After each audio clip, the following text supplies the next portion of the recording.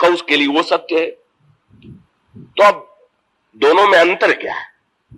तो कबीर के लिए तो नाम दिव्य शब्द योग है, और उसमें तो मनुष्य जब तक कि योगाभ्यास के द्वारा पूरी तरह से तन्मय नहीं होगा, तदाकार नहीं होगा, कल तब तक वो नाम के दिव्य तत्व को अपने जीवन में अभिव्यक्त नहीं कर सकता।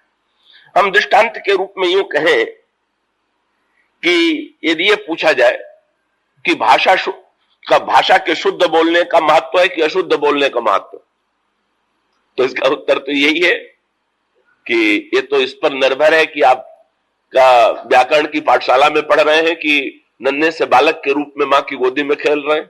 दोनों का अनुभव अलग अलग प्रकार का। कभी अगर विद्यार्थी पढ़ रहा है, अगर अशुद्ध वाक्य उच्चारण करेगा, वाक्य अशुद्ध लिखेगा, तो परीक्षा में अनुत्तीर्ण हो जाएगा। कहो तो अध्यापक निश्चित रूप से कह देगा तुम आगे बस इसी कक्षा में बने रहो, आगे बढ़ने की योग्य नहीं। तो व्याकरण की पाठशाला का सत्य बिल्कुल ठीक ही है कि भाषा शुद्ध होगी तो ही परीक्षा में पास हो। लेकिन प्रेम की पाठशाला का यह सत्य है कि नहीं? तो मां की जो पाठशाला होती है घर में, कई जो नन्हा सा बालक, अभी 2-3 वर्ष का जो नन्हा सा बालक है, तो उसको शब्द ज्ञान है कि नहीं? वो शुद्ध शब्द लिख सकता है कि नहीं? वो शुद्ध शब्द का उच्चारण कर सकता है कि नहीं? तो व्याकरण की पाठशाला में तो विद्यार्थी से पूछा जाएगा अम्ब शब्द का क्या अर्थ, और अम्ब शब्द का निर्माण कैसे हुआ है, उसकी क्या धातु है, क्या प्रत्यय है, और बालक को प्रत्येक उत्तर सही सही देना चाहिए तो ही उत्तीर्ण होगा। पर नन्हे बालक से पूछ दिया जाए कि तुम अम्ब शब्द का ठीक ठीक उच्चारण कर सकते हो, तो अम्ब शब्द का उच्चारण वो ठीक नहीं कर सकता, और वो धातु प्रत्यय तो बेचारा जानते ही नहीं, का अम्ब शब्द का सही सही तात्पर्य भी नहीं जानता। लेकिन इतना होते हुए भी अंतर कितना है कि पाठशाला में दिन भर आप अम्ब शब्द को रटिए तो परीक्षा में पास हो जाइएगा, पर मां नहीं मिलेगी। और नन्हा बच्चा चाहे अम्ब शब्द न शुद्ध लिख सके न बोल सके, पर जब मां को पुकारता है तो उसे परीक्षा में चाहे पास कीजिए चाहे फेल, पर उसको मां तो मिल ही जाती। तो इसका अर्थ यह हुआ कि दोनों सत्य अपने स्थान पर ठीक है। अगर घर का वो मां के वात्सल्य का सत्य कोई व्याकरण की पाठशाला में देखना चाहे तो वो उचित नहीं है। और मां का जो संबंध है, जो बालक कह तोतरी बाता सुनहि मुदित मन पुति और माता, नन्हा सा बालक जब अटपटी भाषा में बोलता है तो मां को इतना आनंद आता है, मां के अंतःकरण में इतना वात्सल्य उमड़ता है कि कभी कभी तो बड़े भी उसी प्रकार की भाषा बोलने लग जाते।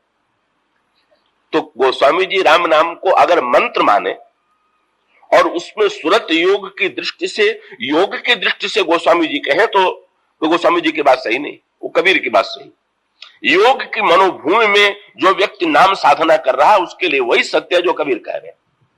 पर गोस्वामी जी की दृष्टि में राम नाम क्या है? उनसे पूछा गया ये राम नाम क्या है, तो ऐसे तो उन्होंने राम नाम की बड़ी अगुण है, राम नाम सगुण है, राम नाम का इसमें अग्नि तत्व है, जो सूर्य तत्व है, चंद्र तत्व है, यानी क्या क्या संकेत किया। पर उन्होंने कहा कि ये तो दूसरों के लिए मैं बताता हूं और मेरा नाम से कुछ नाता नहीं। क्या का आपसे नाता क्या है? उन्होंने कहा मेरे तो माए बाप दुई आखर हो शिशु अरनी अरो, मैं तो नन्हा सा बालक हूं और मेरे लिए रा और मैं जो है वो राम और सीता। और जैसे बालक जिस तरह से मां का और पिता का नाम लेकर के पुकारता है, मैं उसी प्रकार से राम नाम लेके पुकारता हूं। और इस संदर्भ में देखिए उस मनोभाव में जो स्थित है उसके लिए गोस्वामी जी का वाक्य बिल्कुल ठीक है। और इसका अभिप्राय क्या कि जिसने प्रभु में अथवा प्रभु के नाम में वात्सल्य गुण को प्रकट कर लिया है, क्या उसके लिए कहा जा सकता है कि नन्हा सा बच्चा अपने मां का नाम कैसे लेता है? कैसे लेता है भाई? आप बच्चों का स्वभाव देखते हैं घर में नित्य, कभी तो बड़े प्यार से बालक मां को पुकारता है, बड़े स्नेह से पुकारता है, और तब भी मां उसको स्नेह से गोद में लेकर के चूम लेती है। पर बालक सर्वदा प्रसव को कोई अच्छे स्वर में थोड़ी पुकारता है। कभी मां भोजन देने में देर कर दे, मां का ध्यान कहीं बट जाए, फिर देखिए बालकों का क्रोध, तो उस समय भी मां को पुकारते पर उसमें भाव नहीं होता। एक बार गोस्वामी जी ने लिखा कि कौशल्या अम्बा को दूध पिलाने में देर हो गई, भगवान राम की आंखों में आंसू आ गया और सजल नयन और कछु मुख कर रूखा, चितई मां तो लागी अति भूखा। आंखों में आंसू और आकृति पर बिल्कुल रूखापन। ये रूखापन श्री राम के लिए नई बात। श्री राम तो सर्वदा सुकोमल दिखाई देने वाले हैं, श्री राम के आकृति पर ये रूखापन कैसे?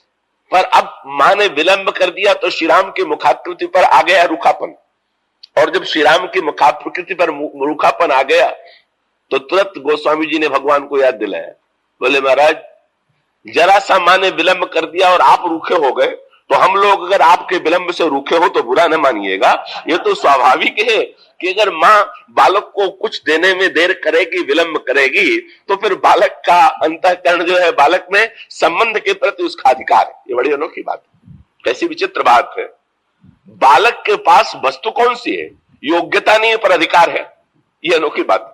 संसार में बड़े होने पर अधिकार का संबंध योग्यता से होता है। आप जितने योग्य होंगे आपको उतना अधिकार मिलेगा। पर एक बालक का ये एक ऐसा संबंध है कि जो जितना अयोग्य है उतना ही अधिक उसका मां पर अधिकार है। और इसलिए बालक जिस समय मां को क्रोध में भर करके पुकारता है तो भी मां उसके उस पुकार पर रूठती नहीं है। तुरंत कौशल्या जी ने देखा कि श्री राम के मुख पर रूखा है तो गोद राख कराओ पै पाना, गोद में लेकर के दुग्ध पान कराने लगी, बल्कि उल्टी बात हो गई। तो और व्याकुलता बढ़ गई, अरे मुझसे बड़ी भूल हो गई। बालक को देख करके बालक को दूध देने में मैंने विलंब कर दिया, मैं अपने कर्तव्य से च्युत हो गई। अरे बालक के इस क्षोभ को देख करके मां का स्नेह और भी बढ़ जाता है और कसकर के हृदय से लगा लेती है। तो बालक मां को बड़े प्यार से पुकारता है तो भी उस पुकार से मां प्रसन्न होती है। बालक क्रोध में भर करके पुकारे तो भी प्रसन्नता होती है। और कभी कभी बालक के मन की बात न हो तो बालक अन्न खा जाता है, और अनक से भर करके भी मां को पुकारता है तो भी मां नहीं रूठती है। और फिर कभी आप देखते हैं बालक कभी नींद से उठा नहीं। अब मंत्र जब करना हो तो पढ़िए शास्त्रों में, पहले स्नान करना चाहिए, फिर शारीरिक स्नान करने के पश्चात फिर मानसिक स्नान करना चाहिए, मानसिक स्नान करने के बाद कुशासन पर बैठना चाहिए, कुशासन पर बैठने के पहले पीतांबर या पवित्र वस्त्र धारण करना चाहिए, तब मंत्र का जप करना चाहिए। पर जब नन्हे से बालक से पूछिए कि मां का नाम कब लेना चाहिए, स्नान करके लेना चाहिए, पीतांबर पहन के लेना चाहिए, किस विधान से लेना चाहिए, तो बालक तो अभी अपने सैया पर पड़े हुआ है और पड़े हुए अभी नींद से उठा, नींद भी आंख भी नहीं खोला, और आंख न खोलने पर भी मां को पुकार देता है और मां को उसकी पुकार प्रिय लगती है। तो जब गोस्वामी जी कहते हैं भाव कुभाव अनख आलस हूं, नाम जपत मंगल दिशि दसहूं, तो उसका अभिप्राय है कि जिसने नाम में वात्सल्य गुण प्रकट कर लिया है उसके लिए यह सत्य है, और जो नाम को योग दृष्टि से देख रहा है उसके लिए वो सत्य है। दोनों अपने अपने स्थान पर बातें ठीक है। तो ऐसी स्थिति में कहिए जो रामचरितमानस का जो भक्ति का पक्ष है, वो भक्ति का पक्ष ये है कि भाई का हमें तो, इसीलिए गोस्वामी जी ने हर प्रसंग में बड़ी अनोखी बात की। एक और बड़ी मीठी बात उन्होंने लिखी। एक प्रसंग में तो उन्होंने कहा कि राम नाम जो है ये मेरे माँ बाप है, और एक प्रसंग में उन्होंने एक और अद्भुत बात कही। उसमें भी गोस्वामी जी का वही करुणा पक्ष की ओर गोस्वामी जी का विशेष ध्यान है। क्या गोस्वामी जी कहते हैं, मैं जिह्वा से राम नाम लेता हूं।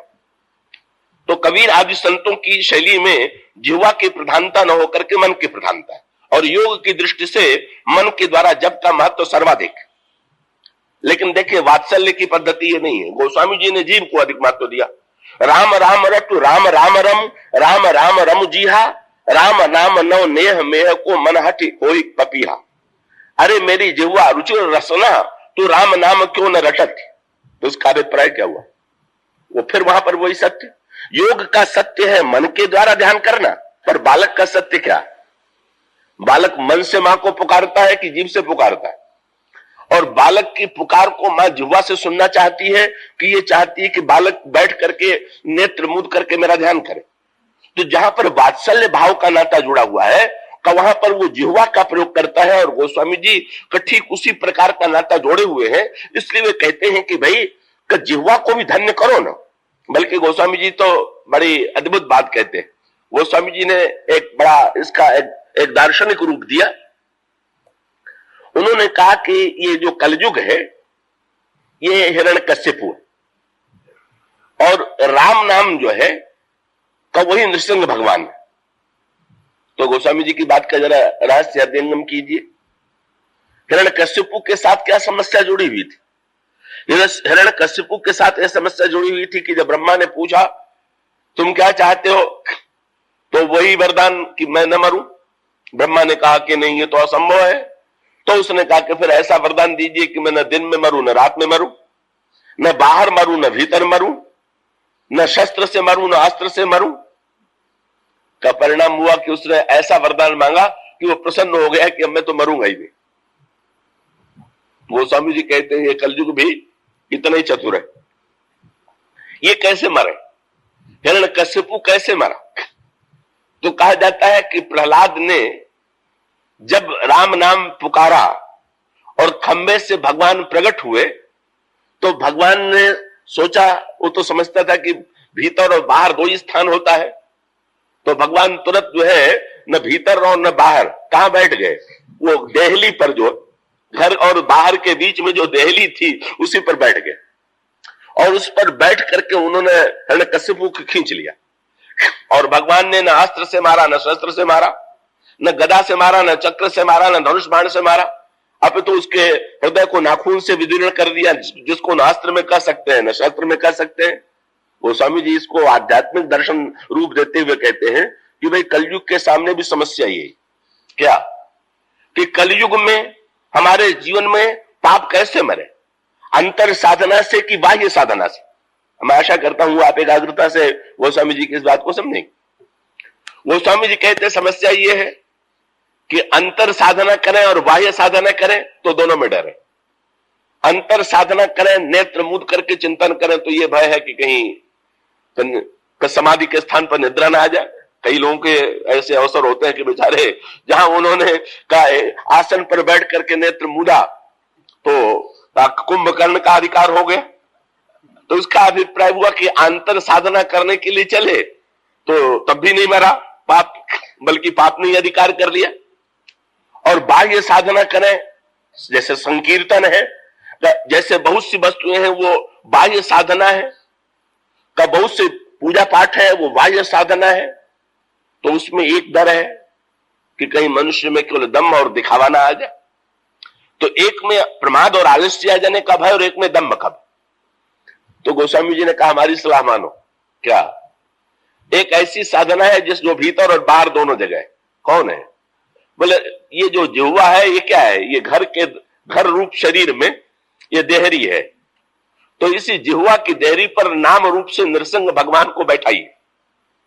परिणाम क्या होगा? नाम की साधना क्या है? ये अंतर साधना है कि बाह्य साधना?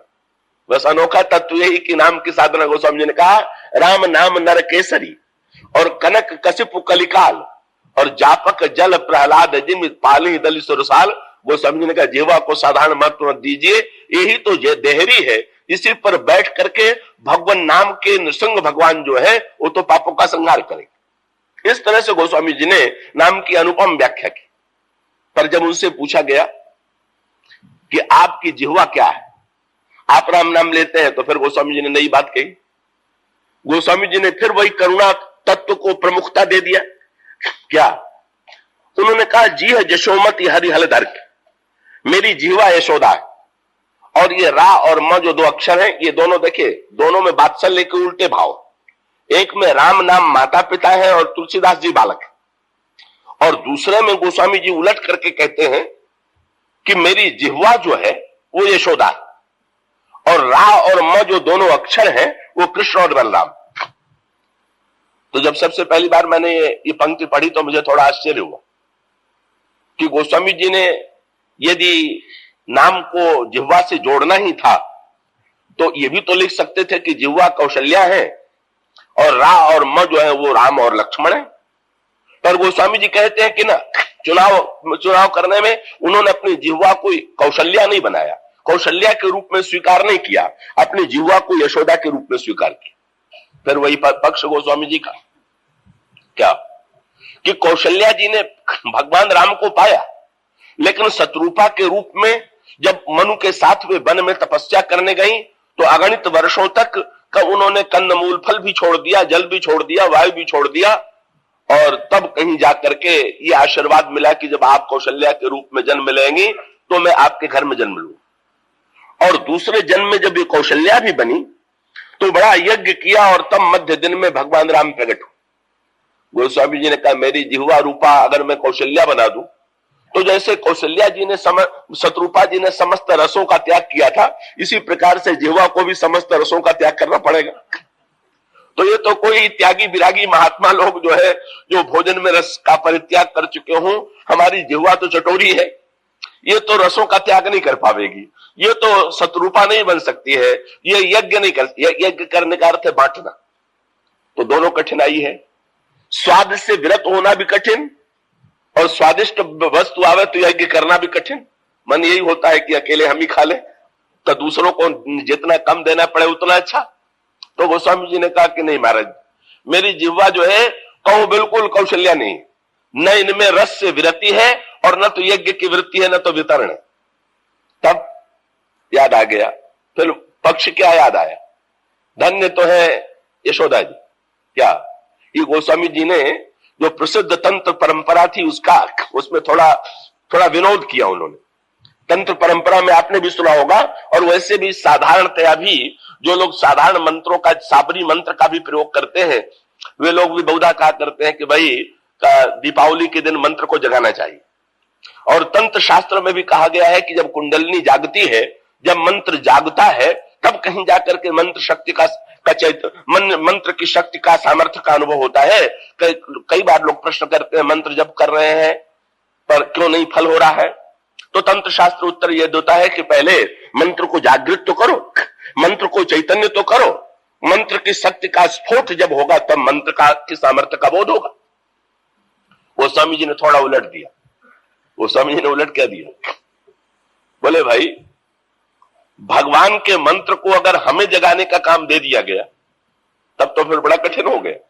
तब उन्होंने क्या संकेत किया, यशोदा मैया तो सो रही थी और यशोदा मैया इतनी गहरी नींद में थी कि वसुदेव जी स्वयं भगवान को लेकर के आए, और भगवान को लेकर के आने के बाद भी उन्होंने जब भीतर प्रवेश किया तो यशोदा मैया की नींद नहीं खुली, और उन्होंने यशोदा मैया की बगल में एक कन्या पड़ी हुई थी, उस कन्या को उठा लिया, श्री कृष्ण को बगल में सुला दिया और उस कन्या को लेकर के वसुदेव चले गए। और जब वसुदेव चले गए फिर भी यशोदा की नींद नहीं टूटी, और यशोदा की नींद जब नहीं टूटी तब श्रीमद् भागवत में आता है भगवान जोर जोर से विलाप करने लगे, और तब भगवान कृष्ण का रोना सुन करके यशोदा की नींद खुल गई और उन्होंने गोद में ले लिया। गोस्वामी जी को बड़ा पसंद आया, बोले हमारी जिह्वा भी यशोदा की तरह सो रही है, राम नाम को हम क्या जगावेंगे, राम नाम गा करके कृष्ण की तरह हमारी जीभ को जगा करके जप करा ले तो और हो सकता है, तो हम अपनी ओर से साधना नहीं कर पावे। मैं जप नहीं करूंगा, आप जप करा ले, आप जप को, मंत्र को हमें नहीं जगाना है, आप तो हमें तो ऐसा मंत्र चाहिए जो हम ही को जगा दे। गोस्वामी जी कहते हैं जिह्वा यशोदा है जो सो रही है, और कृष्ण जो है, राम अक्षर जो है, वो कृष्ण और बलराम की तरह आकर के चैतन्य करें, जागृत करें, और जागृत करने के पश्चात फिर गोद में बैठ जाए। और संकेत क्या है, यह भी संकेत आता है ना, मंत्र के लिए कहा करते हैं गुरु खोजिए। गुरु क्या करेगा, बोले गुरु जो है मंत्र को देगा, माया को दूर करेगा। पर यह तो गोस्वामी जी ने कहा बिल्कुल उल्टी बात हुई। वसुदेव मानो गुरु रूप है, माया को स्वयं मंत्र रूप भगवान कृष्ण को लेकर के चले, स्वयं आ गए, और माया के रूप में जो कन्या थी उसको लेकर के चले गए। करुणा का पक्ष, यशोदा ने कुछ नहीं किया, वो तो सो रही हैं, वो तो प्रगाढ़ गहरी नींद में है, लेकिन वसुदेव आकर के स्वयं माया को दूर करके ब्रह्म को रख देते हैं। इसी प्रकार से गोस्वामी जी कहते हैं महाराज ऐसी करुणा कीजिए कि हम तो सोए रहे और कोई संत आकर के स्वयं ही जो है माया दूर कर दें, और स्वयं ही आकर के आपका दिव्य तत्व जो है वो अभिव्यक्ति दे दे। हम तो आपके करुणा के माध्यम से, हम साधना के माध्यम से आपको प्रसन्न करने में समर्थ नहीं है, हम तो करुणा के माध्यम से, वात्सल्य के माध्यम से ही आपको पाना चाहते। इसलिए श्री रामचरितमानस में श्री सीता जी जो है वो भगवान राम की प्रिय है, पर अतिशय प्रिय करुणा निधान की। उनका मुख्य काम है भगवान राम में करुणा की सृष्टि करना। और इसीलिए रामचरितमानस में एक विशेष सांकेतिक भाषा आती है कि श्री सीता जी के प्रसंग में, जिस समय पार्वती जी भी जब उस वाटिका में श्री सीता जी ने भगवान राम को देखा, तो देखने के पश्चात पार्वती जी के मंदिर में गई। पार्वती मूर्तिमती श्रद्धा है। अभी आध्यात्मिक दर्शन का भी आप संकेत देखेंगे। यहां पर श्री सीता जी भगवान राम को पाने के लिए चली, तो उन्होंने पार्वती जी का पूजन किया। और आगे चल करके लंका के युद्ध में भगवान राम लंका पर आक्रमण कर रहे हैं, काहे के लिए? सीता जी को पाने के लिए। तो उन्होंने किसका पूजन किया? उन्होंने शंकर जी का पूजन किया। तो सीता जी के द्वारा पार्वती जी का पूजन और भगवान राम के द्वारा भगवान शंकर जी का पूजन, और दोनों प्रसंगों में एक प्रसंग में उद्देश्य है भगवान राम को पाना और दूसरे प्रसंग में उद्देश्य है सीता जी को पाना। तो साधना का क्रम क्या है? ठीक आध्यात्मिक साधना के क्रम का पालन किया गया। पार्वती कौन है? ये मूर्तिमती श्रद्धा है। भवानी शंकरौ वंदे श्रद्धा विश्वास रूपिण।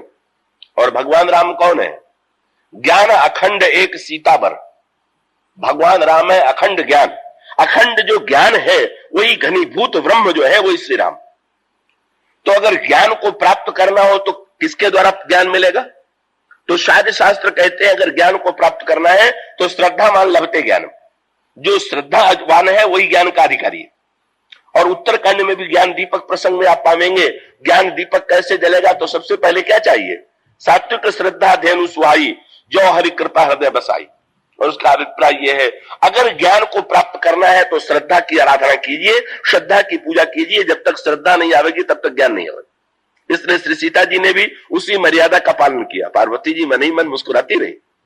श्री सीता जी को पार्वती जी का पूजन करने की अपेक्षा नहीं, लेकिन मां जैसे बालकों को सिखाती है, इसी प्रकार से जगत जननी ने हम बालकों के प्रति करुणा से प्रेरित होकर के साधना का क्रम बताया कि यदि प्रभु को प्राप्त करना है, यदि श्री राम को प्राप्त करना है, अखंड ज्ञान घन प्रभु को प्राप्त करना है, तो जब तक पार्वती के मंदिर में पार्वती जी का आशीर्वाद प्राप्त नहीं करेंगे, श्रद्धा का आशीर्वाद प्राप्त नहीं करेंगे, तब तक उनकी प्राप्ति नहीं होगी।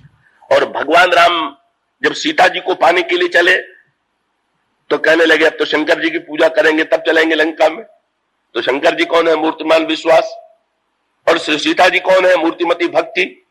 तो भक्ति पाना हो तो कैसे मिलेंगे? बोले बिनु विश्वास भगति नहीं, और तेही बिनु द्रवही न राम, राम कृपा बिनु सपने हूं, जीवन ला विश्राम। यहां पर गोस्वामी जी ने किया ये एक इस देश में जैसे निर्गुण सगुण को लेकर के एक बड़ा विवाद रहा, तो उसी प्रकार से ज्ञान और भक्ति को लेकर के भी विवाद रहा।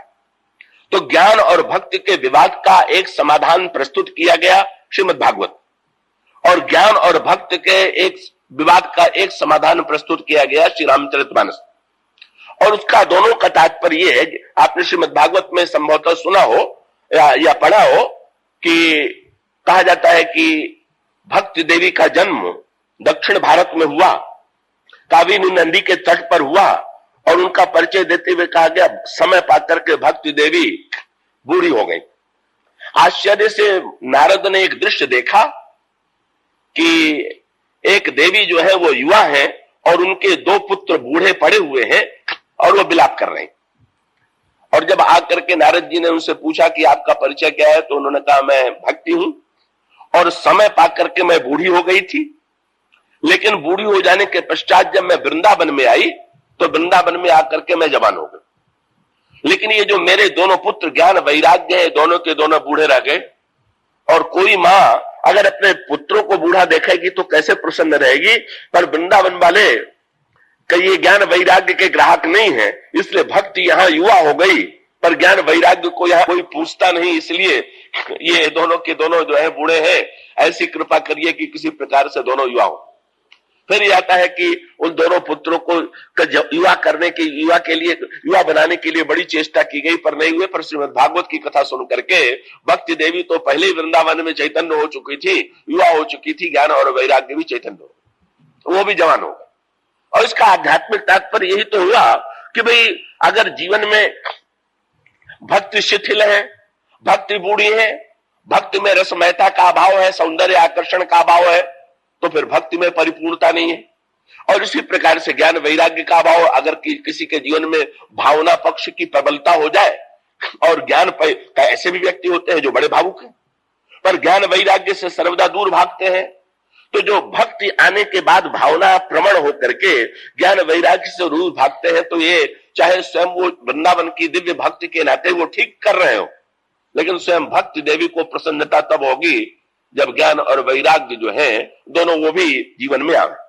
तो इसलिए रामचरितमानस में कहा गया कि ये जीवन में तीनों चाहिए, और तीनों कौन है? श्रुत सम्मत, हरि भगति पथ, संयुत बिरति विवेक, तेहि न चलहि नर मोह बस, कल्पहि पंथ अनेक। गोस्वामी जी कहते हैं ये इसीलिए यहां पर रामचरितमानस में सांकेतिक भाषा में द्वारा एक दूसरा रूप दिया गया। क्या का वहां पर भी चतुर लोग फिर तर्क वितर्क करने लग जाते हैं कि भाई भक्ति श्रेष्ठ है कि ज्ञान श्रेष्ठ है? क्यों? कई एक पक्ष कहता है भक्ति मां है, ज्ञान वैराग्य पुत्र है, इसलिए भक्ति श्रेष्ठ है।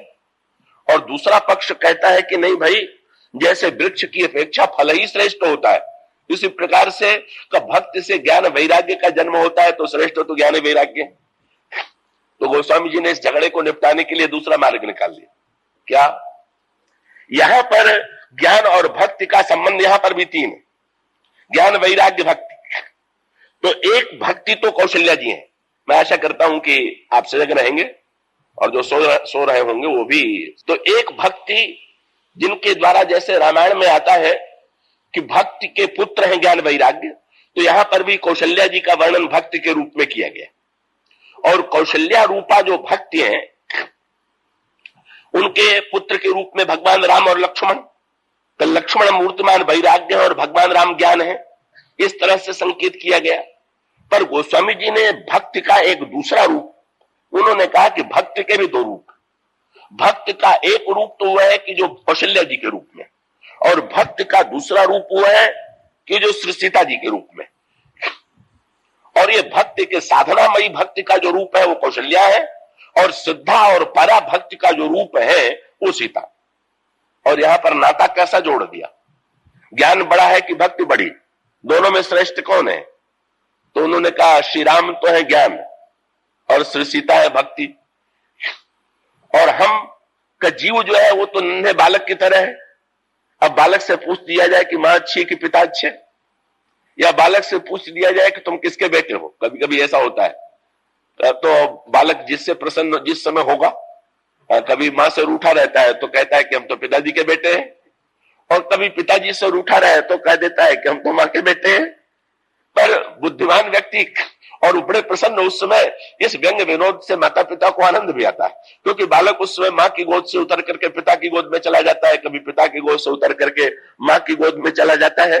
तो ये तो व्यंग विनोद का रस है। सत्य तो यह है कि वस्तुतः बालक तो दोनों का है, और दोनों के माध्यम से जन्म हुआ है, और दोनों के द्वारा दो, एक का वात्सल्य और एक के द्वारा सुरक्षा प्राप्त करके ही बालक जो है स्वयं परिपूर्ण होता है। अगर मां का वात्सल्य न मिले तो बालक का जीवन अधूरा, और पिता का अगर संरक्षण प्राप्त न हो तो भी बालक का जीवन अपूर्ण रहेगा। गोस्वामी जी कहते हैं कि भाई जनता का झगड़ने की बात नहीं है, श्री राम तो है अखंड ज्ञान और श्री सीता है मूर्तिमती भक्ति, और इन लक्ष्मण का ये वैराग्य के रूप में है। तो ये त्रयी जो है रामायण में सदा साथ रहती है।